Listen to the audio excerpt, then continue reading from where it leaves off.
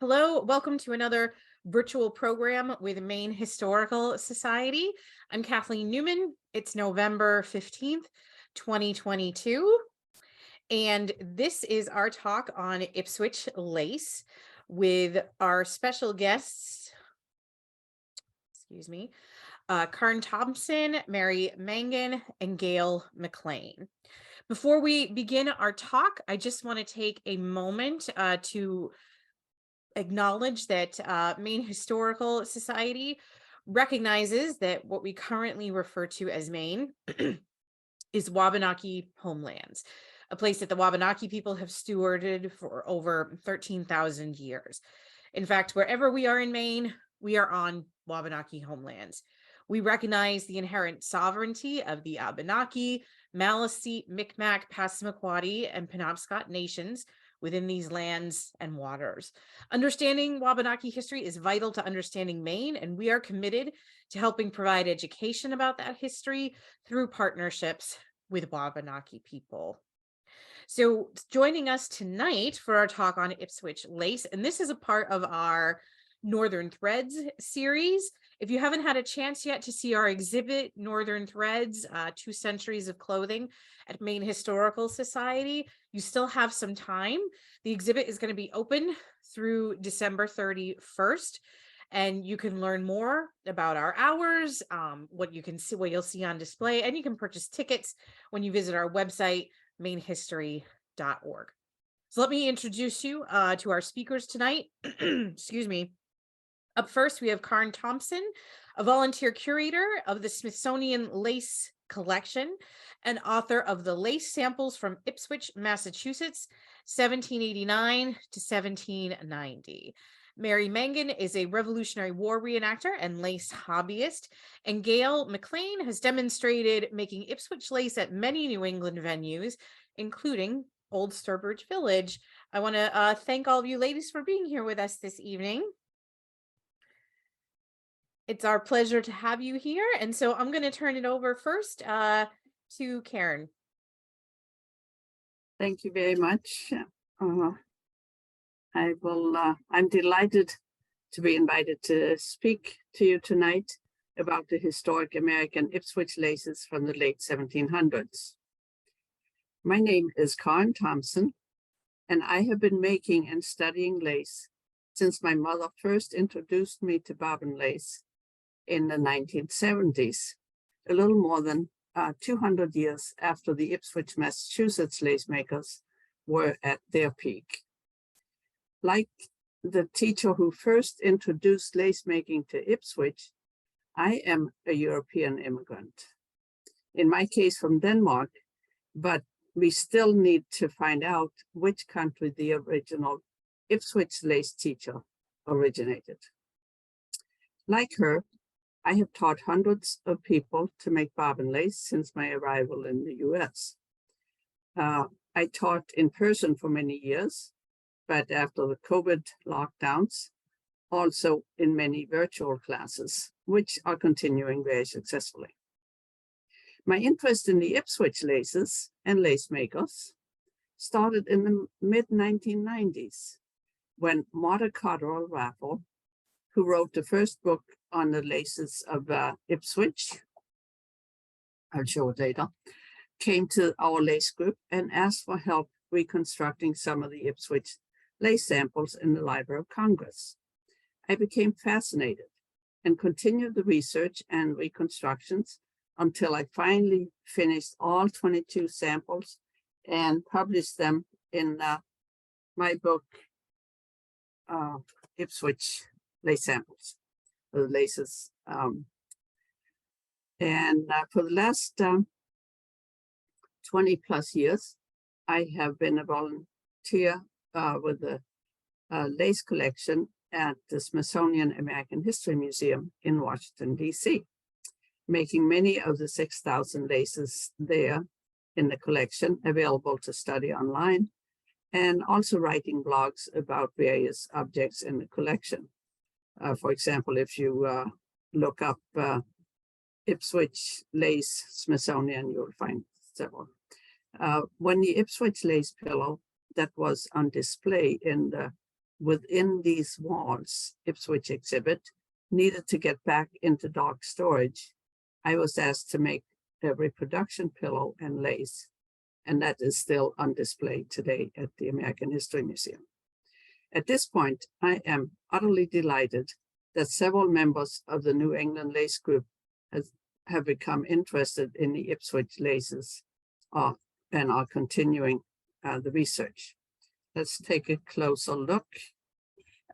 So the Ipswich laces really have a very unique place in American and actually world lace history.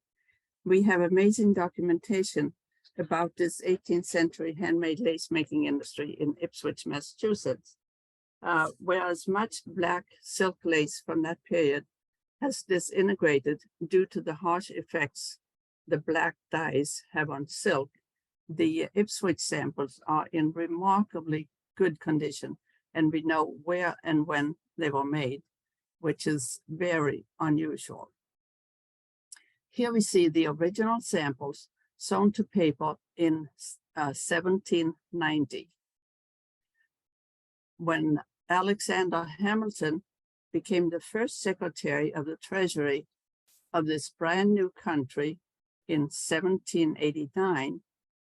He was asked by Congress to make a census of manufacturers. In response from Ipswich, Massachusetts, he received 22 black silk lace samples and also 14 white linen lace samples made by local lace makers as samples of the most important industry in the town of Ipswich. 21 of these black silk samples are preserved with Alexander Hamilton's papers in the Library of Congress. Regretfully, the 14 linen samples have not been located. The black silk samples are now basted to acid-free cardstock and covered with a mat and mylar. Numbers have been assigned to them by the Library of Congress, and they are available for study by scholars with an appointment. As an aside, I want to mention that the original paper was also acid-free, as it was made from linen fibers. Wood was not used much for paper making until the mid-19th century. So they were well preserved and of course never saw daylight for 100 years, which helped. So let's look back a little bit at the history. In 1630, John Winthrop and about 700 other Puritans left the Ipswich area of England for the Massachusetts Bay Colony. Mr. Winthrop became governor, and in 1633, his son, John Winthrop Jr., with 12 associates, went about 20 miles north of Boston, where they settled Agawam, which was also one of from Salke. Sorry, I shouldn't have tried that. But you can see how it was spelled. And they renamed it Ipswich after their hometown in England. In the 1600s, Ipswich had, in Massachusetts, had an excellent harbor for ocean-going vessels, but that later silted up.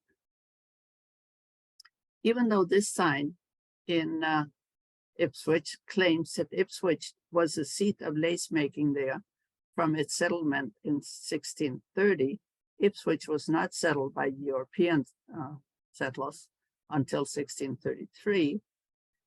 And at this point, there is really no specific evidence that has been uncovered yet about lace making in the Ipswich in 1630s. We still hope we will come across something.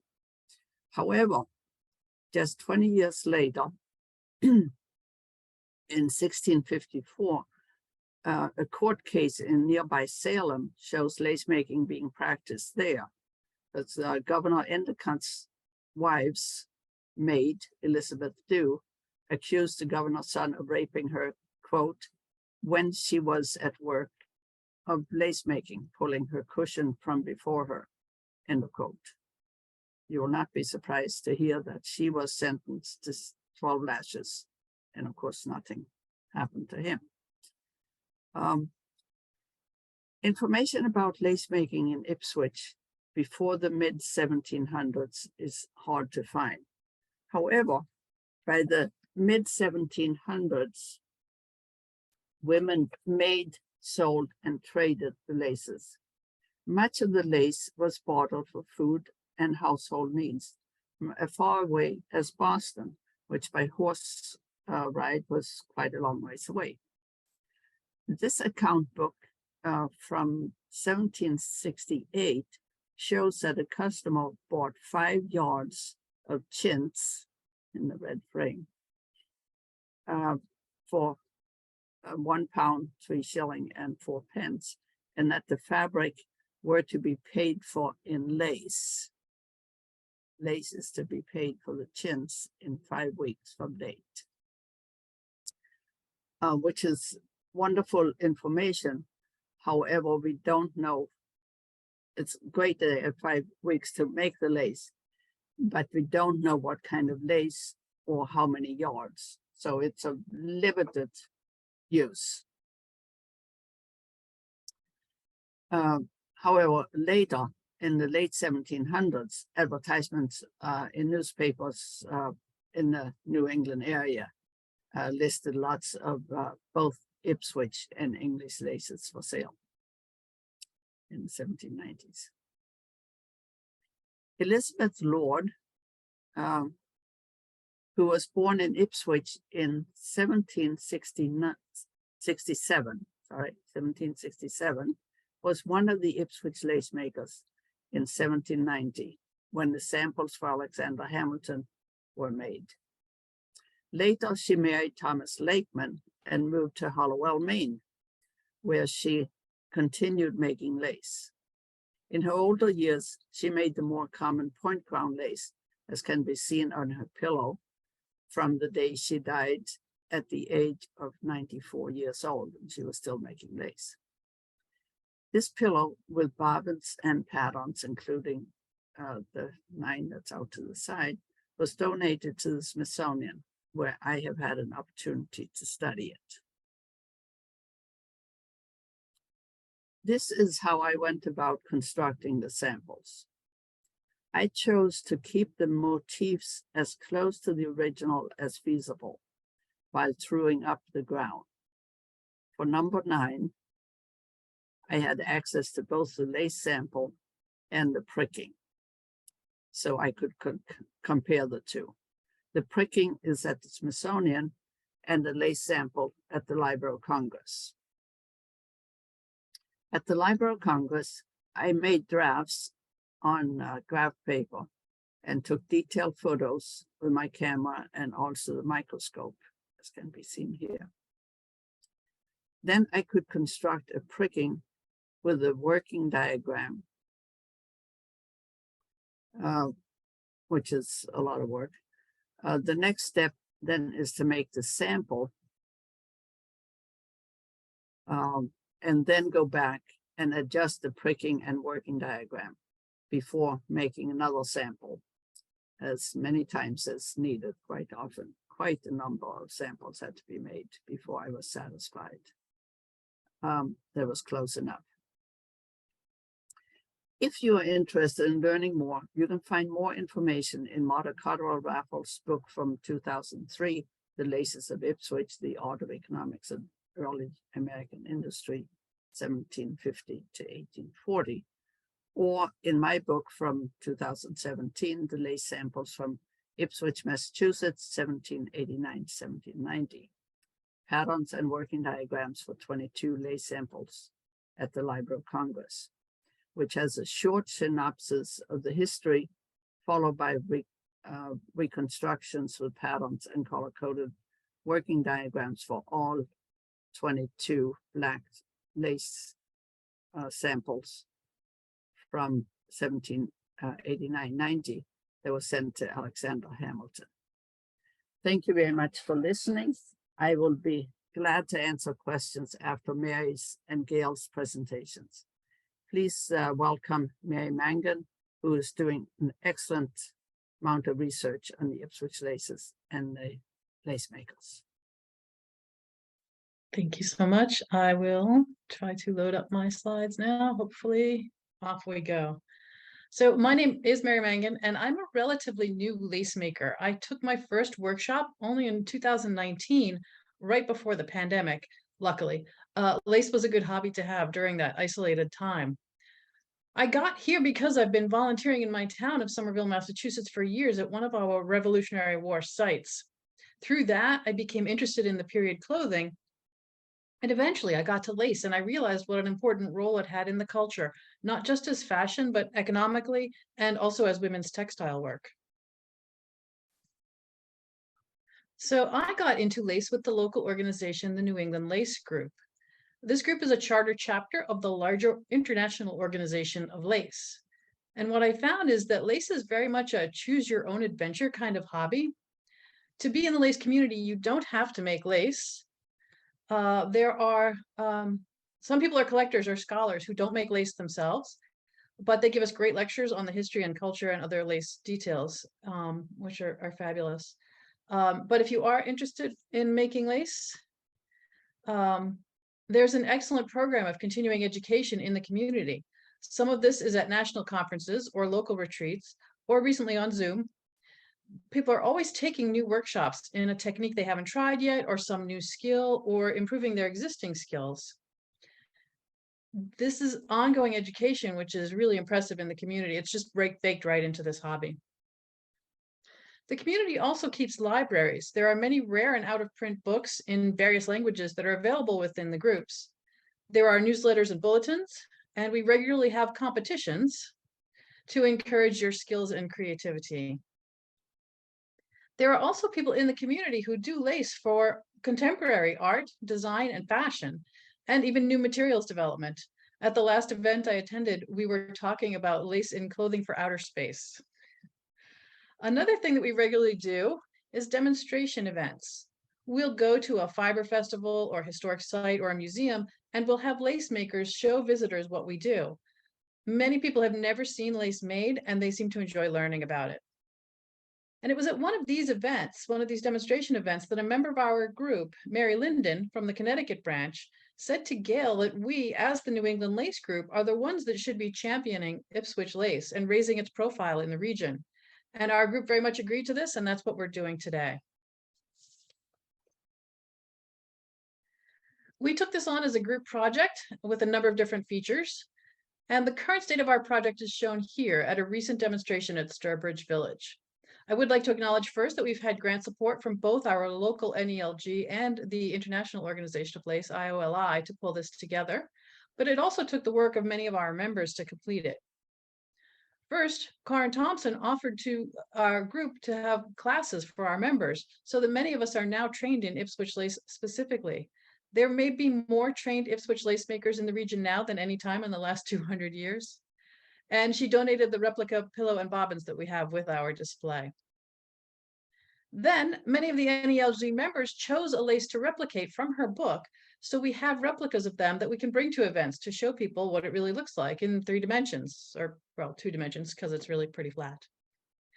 We also have done additional research into local archives to make some new discoveries, which I'll be talking about next. Finally, we assembled the informational poster that you can see here, as well as a Wikipedia page, with the story of Ipswich lace that we can take to places now, with the details, the objects, and show people features of Ipswich lace, which is definitely still alive today. One of the things that was possible during the pandemic was archive searching. And so I began to tackle searches in many of the New England museums, historical society sites, digital texts, things like that. One of my favorite finds was this advertisement for Ipswich lace from the Newburyport Impartial Herald newspaper, and that was in 1797. This was showing that the lace was on sale on par with English and Dutch laces. We also found a report from Hannah Adams, who was an early American historian, who said that she had made bobbin lace during the Revolutionary War.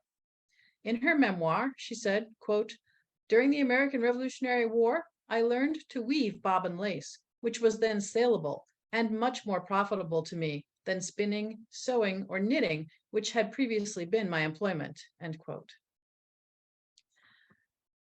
There are records of the local agricultural fair. This is the Essex Fair at the time, which became the Topsfield Fair today, and prizes were awarded for lace making. This gave us new names of women involved in making lace, which could eventually lead us to new archival finds. One of these women was a Lucy Coffin of Newbury. She won $2 in 1832 for her second place wrought lace veil. Still today in Newbury, the Coffin family home stands and you can visit it. I went to visit it this past summer. Associated with this house and family, there are treasures in the historic New England collection. I found a box in the archives, in the digital archives there, that I called the mystery box, that comes from the Coffin house that sounded promising, lace making equipment, and was hoping to find treasures in it, and we did. More on that in a couple of slides. One of the more unusual items that arose was a dressed miniature from the Way sisters. They were miniaturist painters of the period and sometimes put caps and ribbons and coats and objects on their paintings. Brian Ehrlich found that one of these was wearing a shawl that we believe is Ipswich lace. So this is an interesting artistic use of lace, not just as a fashion object. The new discoveries are fun and hopefully will lead us further, but there are some known examples too that could use some more digging, and some of those are directly related to Maine. One item that we've known about is this man's Masonic apron. It's bordered with one of the known patterns from the Library of Congress samples, but it has a couple of other new features too. This apron belonged to the famous O'Brien family of Machias, Maine, the Revolutionary War heroes. Another object that we know of is this lace pillow from Hallowell, Maine. Jerry Ames, a member of our group, descends from a lace maker family. Many people also know about Martha Ballard, the famous midwife of this period, because of her extensive diary of her daily activities. And also she's tweeting now. I'm following her on Twitter. I don't know if you guys are. But this has been turned into books and a TV show as well, which you can explore today. One day in 1798, her diary indicated that she delivered the baby of one of the lace makers, the one whose pillow is in the Smithsonian collection. I think that connection is kind of amazing, and it's possible that lace making was covering her medical costs for her growing family. The most wonderful thing I found, though, was in the Maine Historical Society's archives. And it's a mourning cape that belonged to Zilpah Wadsworth Longfellow, the mother of the famous poet. Dated to the early 19th century, this silk cape is shown on the website, and some of the close-ups of the lace are also provided. I nearly fell off my sofa when I found it. It has all the DNA of the Ipswich laces, similar patterns, similar usage, the right time, the right region, and maybe this will lead us to new lace makers, new vendors, or more details about lace making in Maine. Tangentially, at a recent lace exhibit in New York at the Bard Graduate Center, the exhibit's called The Threads of Power, there's a dress belonging to her daughter-in-law, which is also dripping with black lace. But it appears that this yellow dress from about 50 years later has yards of machine-made lace, which is an interesting story about the transition from the handmade bobbin lace period to the machine lace that someday we'll have to unravel. Our project goals, as I mentioned, are raising the profile of this lace, not just to educate people, but to make new finds in the local archives like this one. We hope to find new examples, new patterns, new clues to the origins, the makers, and the economic system around Ipswich lace. One thing we definitely want to do someday, though, is come to Maine and see Zilpah's cape in person and document the patterns to make this lace again. As I mentioned, there are two laces here. The collar and lower lace are different styles. Each needs to be reverse engineered, measured, charted, and attempted with patterns like Karin has done for us from the other samples that we have already. So I really want to make this lace again someday. Another thing to explore in the near term is this mystery box that I mentioned. There were no photos on the website, just this reference to the lace making equipment box. The curators there recently opened it for us and gave us some photos. It looks very much like an Ipswich pillow. The right bobbins appear in the box as well. The right kinds of pins are there. And this very tantalizing roll of patterns. So hopefully someday we will unravel this as well and learn more and reverse engineer the prickings again so that this lace can be made once again. I'm really eager to see how those look, to see if they match the existing ones, to see if they're different from them. Hopefully this will give us more clues onto to where the styles of lace came from. And of course, we will make the lace live again. So speaking of making lace live, I will now turn you over to Gail, who will continue this and show you how we really do make lace. Thank you, Mary. And good evening, everyone. I don't have a slideshow. You're going to have to watch me, and you're going to have to watch my demonstration. Okay, I enjoy a good time travel story. Maybe many of you do too. Think Outlander. When I make lace, I often try to imagine the lace maker who did what I'm doing several hundred years ago. And for me, that's a form of time travel. And the more I know about the lace and the lace maker, the better the trip. With Ipswich lace, thanks to the research of Karen and Mary and others, we have two documented anchors in time. The settling of Ipswich, Massachusetts in the 1630s and the manufactory census in 1789 for Alexander Hamilton. Between these two dates, the number of lace makers in Ipswich went from 0 to 600. And I'm wondering, how did that happen? Evidence is scarce, so I'm going to postulate that it's likely that some of the original settlers knew lace making based on the region of England they came from.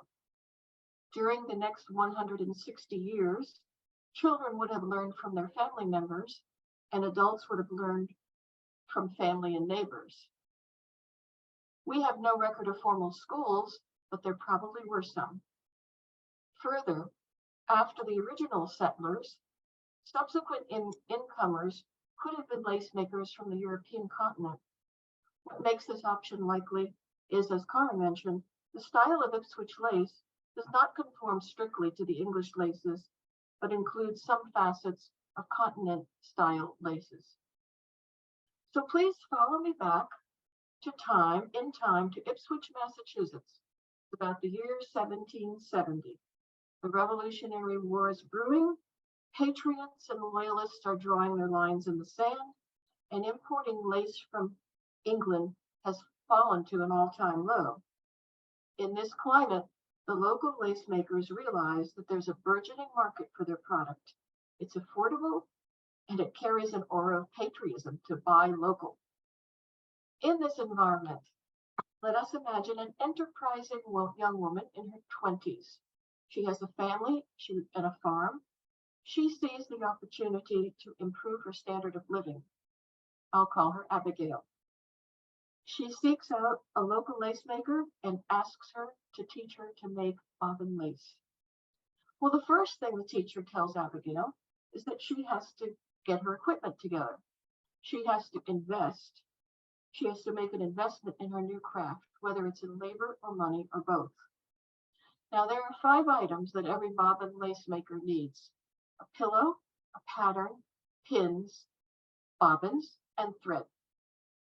In the most frugal setting, the new lace maker can make the pillow and the bobbins, but she must acquire the pins, the lace quality thread, and the parchment or linen pasteboard for the pattern. So let's take a look at how Abigail might have made her preparations. Abigail, no, we're not taking a look at it yet. But that's okay. Sorry. Sorry, I jumped the gun. I know, that was okay. Abigail would have had to buy or trade for the pins, the thread, and the parchment. One option for acquiring these items might have been to buy them on credit to be paid for from her first lace sales. If she had any savings, she could use them. Or she may have borrowed some items from an established lace maker. Well, so first the pins. Remember, we are in pre-industrial times. Making pins was labor intensive and required specific types of metal and thus were expensive. The lace maker used as few pins as she could manage, and she guarded them like gold.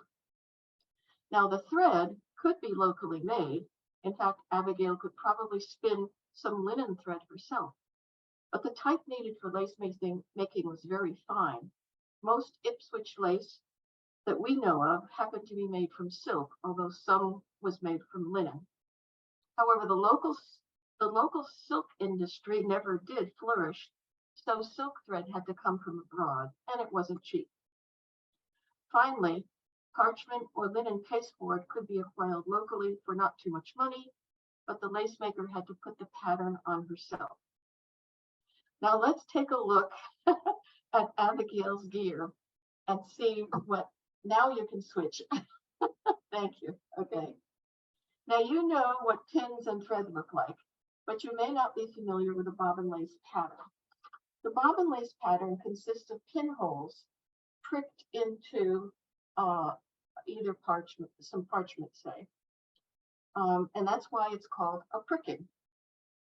Abigail would make her own pattern, and you can see that it's pricked on the back too. You can see all the holes there, and this is what would tell the lace maker. Okay, there you can see it now. Okay. Abigail, in order to make this, she would take an existing pattern and put her parchment underneath it, and then prick the holes through, and voila, she would have a pattern. Very easy. Now, making the pillow is not that easy. She would follow her teacher's instructions, and she would get some thread, some material, some used material probably, that she would piece together. It would have to be about 32 inches long and maybe 18 inches wide. And she would sew together the narrow part to make a tube. And then she would take the ends and make a drawstring out of that. Drawstring out of that, okay. Then she would close one of the drawstrings and she would pack the pillow densely with, say, seagrass or that had been dried and mashed down to become very dense. And then she would close it on the other end, and voila, you have a pillow that had to be strong, had to be firm enough to hold the pins. Now she would also make another cover over this, because when through use it would become worn or soiled, she didn't want to make another pillow because that was a lot of work. Let's see.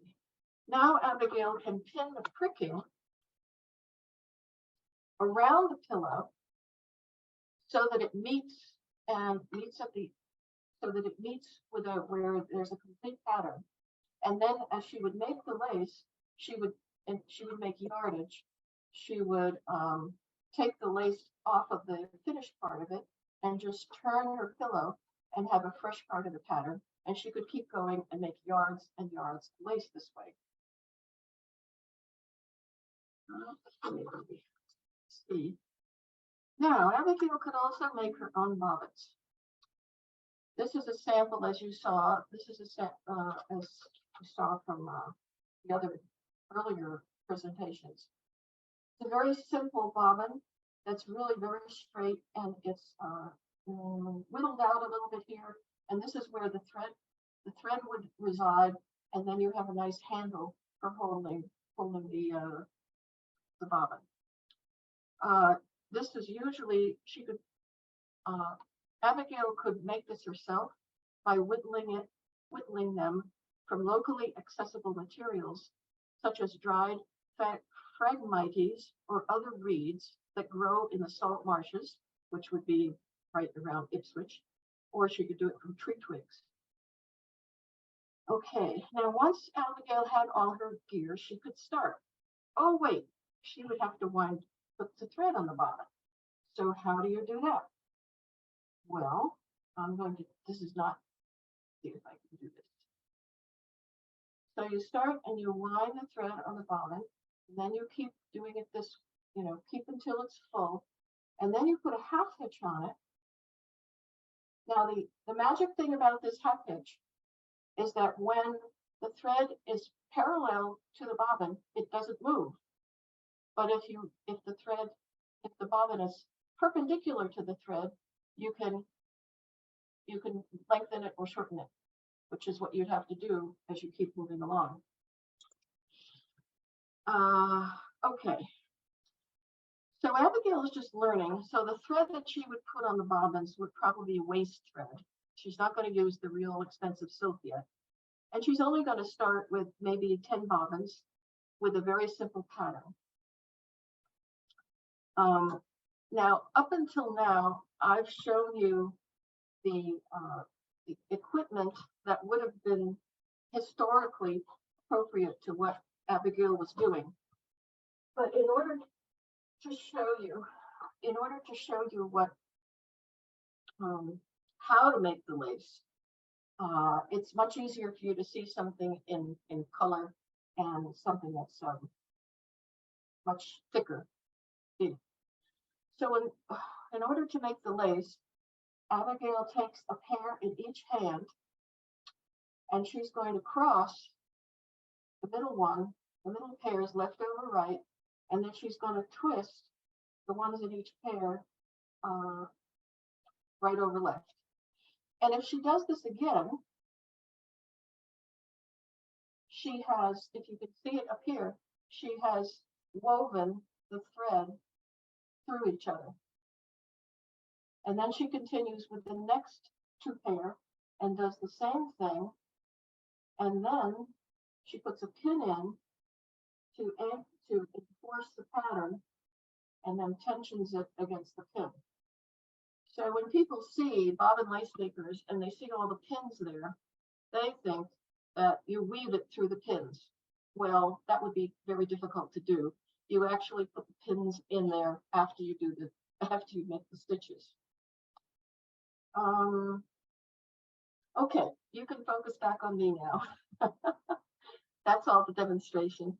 I just have a few more words to share with you. Okay, let's go back with Abigail to 1770. She's worked hard to learn her lace, and when she can fit it into her already busy day. Remember, she has a family and a farm. And she would be gradually learning more complex patterns, but still with practice thread. When she gets good enough, her teacher will let her, will give her a real pattern, and she can use the real silk thread and make something that would be saleable. The Library of Congress samples, by the way, use between 22 and 48 pairs of bobbins. So they were not simple. At the end of her first month of lace making, Abigail can trade her lace for family necessities, or she can give her lace to somebody who will bring it to Salem or Boston and sell it, since she can't take time from her family to do this herself. The messenger may take a percentage of her income, but her earnings eventually enable Abigail to pay off what she borrowed to start up and to buy more thread and pins to make more lace. And she is now a part of the Ipswich lace industry. With the extra money, Abigail can perhaps get some treats for the children or some material for a new dress. More importantly, if her husband goes to war, she is in a better position to survive until he comes back, if he comes back. Now let's invite Abigail to the 21st century to see what has become of her Ipswich lace. Abigail is amazed at electric lights. It's so much easier to see her work. She is delighted that we found the samples of her lace and we are reproducing it. She's not so sure about those computers and printers, when she could so easily make her own prickings. But the lace making lessons on YouTube have her mesmerized. She's happy to sit behind me as I demonstrate weaving these threads into lace, and she enjoys the reaction of the visitors who think lace making is so tough. After all, she learned it without being able to read, with no diagrams, and without an abundance of pins. I hope that the next time that you see some beautiful lace, even if it's machine made, you'll remember Abigail and all those lace makers who spent so much time at their pillows to bring such beauty into the world. Thank you. Now back to Mary. Thank you, Abigail. I will just go back to one more slide. I want to wrap up with just a couple of thoughts. And no, that didn't stick. And oh, thanks Zoom for putting the thing out of my way so we can't get to it. The thing I need is down the bottom. Anyway, so this is all I needed to cover anyway. It's not animated. So we just wanted to thank you for joining us today to learn more about Ipswich lace, as our goal is to raise the profile of this around New England. And you can find more about this at our website. The New England Lace Group is nelg.us. If you have questions and want to follow up in any way, you can write to us or find us on Facebook. Other things that could happen. We love to do these demonstration opportunities. Invite us to an event. If you've got a fiber festival or museum event going on, we would love to come by and demonstrate lace making. For the archivists who might be in the audience, if you have laces that you think might be candidates for this, contact us. We would love to have a look at them and help you to understand what you've got. If you're interested in making lace, like all of us starting out, we had to start with some simple patterns and work our way up. But you can learn lace making now in a number of different ways. As I mentioned, our annual retreat, the New England Lace Group, is where I first started learning lace. And that we have those every year, but you can also try the classes at the lacemuseum.org. The last class I took was through the lacemuseum.org. It was Karen's class on how to make patterns. So we're always learning new skills. But the other thing I also want to mention is just last week we were at the Ipswich Museum, where they have a number of the original objects that are available to learn more about this lace in this industry as well. So be sure to visit Ipswich. They've got some nifty things. So that's all I had. That's great. Thank you so much to all of you. We do have a couple questions from the audience. I think we've got time for, so I'm going to read those aloud, and just whichever one of you that you think might be the best to answer or might have something to add, just feel free to speak out. So first question, what type or size of modern silk is used to recreate the lace, so that the lace that you're making today with these old patterns, what are the materials that you're using? I am generally using the YLI, or what's the other name of that, 50, which is somewhat available. Clover, it's the other one, Clover 50. And then there's obviously a thicker thread for the GIMP, which is a heavy outline thread. But you can use several, 4 to 6 or 8 of the same thread, or you can use a heavier thread like Guidoman 30/3. Okay. Mary or Gail, do you have anything to add? Nope. Everything I know I learned from Karen. So. Yes, thank you. Is it possible to repair damaged lace? I think, Mary, maybe it was you that was telling me one of the reasons this Ipswich lace is so rare and so fragile is because of the black dye that they used. So is there a way to repair it once it's sustained some damage?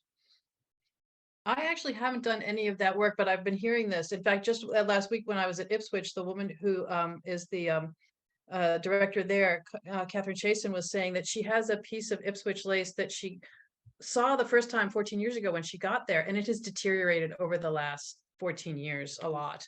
So there's just some of it is just going to be natural aging, that there's no way to repair that, even under good conditions with qualified textile historians. So some of it just won't be repairable. There's an interesting video on the Mount Vernon website, because Martha Washington has had a shawl made with some of the Ipswich lace that George had purchased on his trip around New England. And they show you some of that, and you can see how the condition of it is very, very fragile, and they are afraid to touch it. So I don't think there's going to be restoration on that, but we can still learn about the patterns. But Karen has seen a lot more of these historic samples, so I would defer to her on some of the other pieces.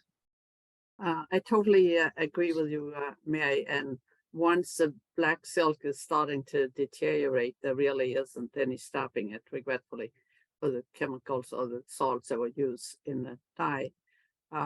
But so, you know, the more light it gets, the worse it is. Yeah. So, I but think that's why, so documenting it as quickly as possible Is very important. Sure. Yeah. Gail, were you going to say something? yeah, so that's why I think the reproducing it is very important, Yeah, because it cannot be mended. Yeah. sure. Someone's asking, do you recognize Ipswich lace in 18th century American paintings? Like, do we see it in artwork? Yeah. Well, when my searches through all these archives during the long pandemic were going on, I found a whole series of paintings of women with these black shawls on. You might notice Karen's black shawl right now. So there was a whole series of women in the mid 1790s, actually, that seemed to have this shawl, similar kinds of shawl, but some of the painters gave really good detail and some of them didn't. But a lot of them are likely to be Ipswich laces, we think. Wow. Wow. Well, this has really been great. So informative. Really interesting to just hear about like all the countless hours of research and you know, digging through archives and that you all have done, and your devotion to learning the skill and then sharing it with us tonight has really been wonderful. So thank you all so much. I know that we've got a crowd that might be interested in fashion history. So I want to remind folks that we've got a talk coming up later this month, a book talk with Dr. Kimberly Crispin Campbell. She's going to join us to talk about her newest book, Skirts, Fashioning Modern Femininity in the 20th Century. It's a great book. She's going to be with us virtually on November 29th. And I'm going to put the link for registration in the chat once again. So I hope that you guys will be able to join us for that talk.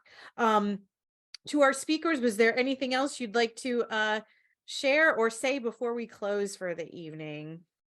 Thank you for the opportunity. We're glad to do the outreach. Yeah. I agree with that. Thank you very much. And yes, the more people who have heard about Ipswich lace, the more chance we will come up with the missing puzzle pieces. There are lots of missing puzzle pieces, but we do have a lot more information about the Ipswich laces from 1790 than we have about most laces, because we know who and not the individual lace maker, but where and when they were made. And that's very unusual. All right. Well, again, thank you all. This was wonderful. And thank you to our audience for being here. Hope we'll see everyone back here again soon. Thank you so much. Thank you.